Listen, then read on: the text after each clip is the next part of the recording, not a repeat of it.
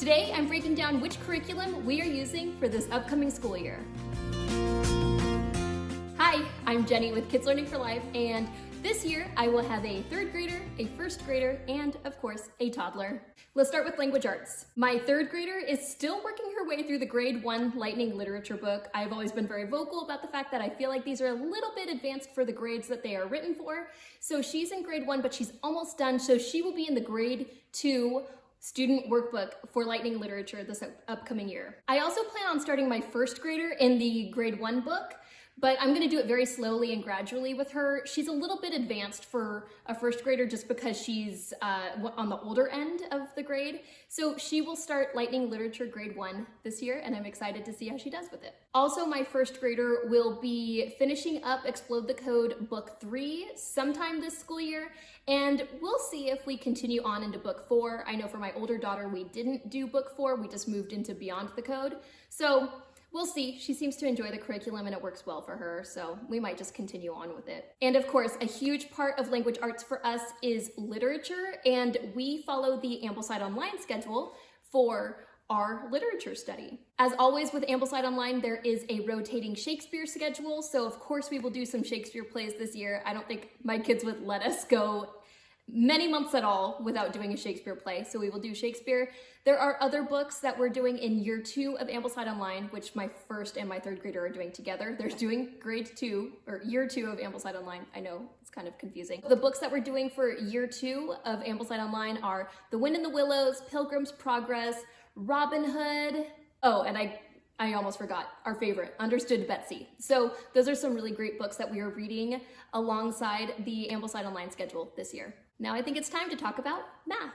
We did some really big shakeups with math last year. We switched from primary mathematics, which is what we had always been using, and that's also what Stacey uses and has always used.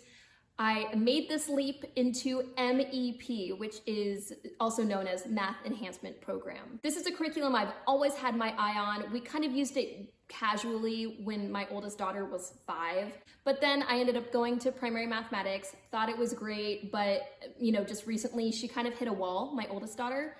So I decided to kind of supplement with some MEP curriculum, and actually it worked way better for us. So this year I'm fully making the full-time change over to MEP for both of my school-aged kids, and I'm really excited about it. MEP is a free math curriculum available online, and I had my version for the upcoming school year printed out by Humble Heart Press because I was just sick of printing it out myself, and it didn't look good and it wasn't very functional in these big ugly 3-ring binders. So I had it printed and bound by Humble Heart Press, and I'm really excited for the kids to use their fancy new student workbooks for MEP this year. My kids are both getting through year 1 of MEP because we kind of went backwards and kind of wanted to lay a better foundation. So my older daughter is actually almost done with the year 1 book, and she will be moving into year 2 very soon. Now let's talk about my favorite subject, history. For history, I have completely ditched all formal textbook type curriculum completely, and we are strictly doing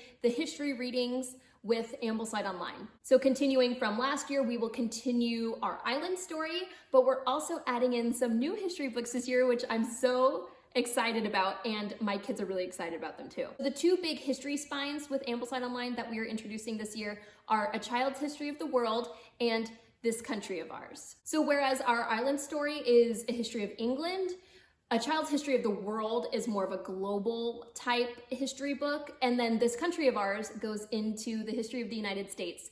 So, like I said, my kids are just really looking forward to these books, and I'm looking forward to them too, because I love to see how the schedule kind of incorporates all these different books all at once. Also for history and Ambleside Online, it does incorporate the use of biographies, which I love. This really creates a good, living feeling to history. It makes you really get to know a certain time period. So the 2 big biographies that we're doing this year are The Little Duke and Joan of Arc.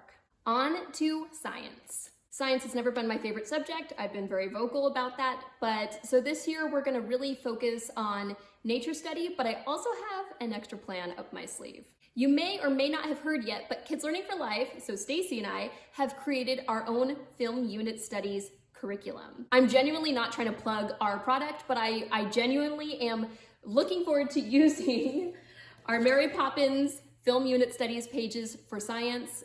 We also have 3 other movies we have done. These are The Wizard of Oz, Snow White, and Toy Story. They all have lessons in the 4 core subjects, as well as movie magic and the arts. But I will be mostly utilizing this for science because Stacey has created some amazing science lessons based on the movies that we watched, and I'm really, really looking forward to using this because I think it's a great product and you should try it. I'll link it in the description below.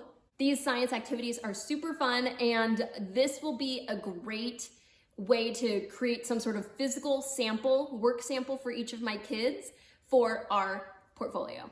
All right, let's talk about foreign language. Foreign language is pretty new to us. We haven't really done it yet, but I do want to do Spanish with my kids. It's a language that I really love, and I somewhat know it. I'm not fluent in Spanish, but I can kind of hold my own when it comes to Spanish. So I have purchased Song School Spanish, and we've kind of dipped our toe in a little bit, listening to the first few songs and doing the first few lessons, but I really want to get into a better routine of integrating foreign language on a daily basis so that we're in that mindset of learning a foreign language.